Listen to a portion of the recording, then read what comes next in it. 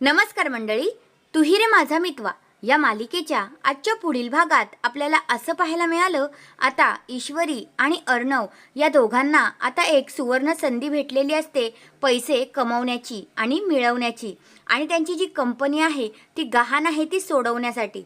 मग आता ते सगळेजण घरातल्यांना सांगत असतात, तेव्हा घरचे खूपच खुश झालेले असतात.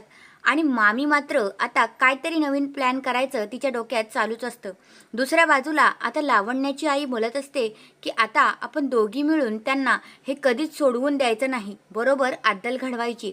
आणि आता ईश्वरी जी आहे ती अर्णवला समजावत असते, म्हणत असते तुमच्या आईच्या कंपनीला काहीही होणार नाही, तुम्ही टेन्शन घेऊ नका, सगळं काही नीट होईल, असं ती ईश्वरी अर्णवला दिलासा देत असते.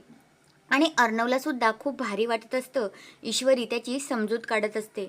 आणि मग आता मामी गप्प बसतच नाही. मामीचा तर लावण्याच्या आईला सपोर्ट असतोच, पण लावण्याची आईसुद्धा काही कमी नसते.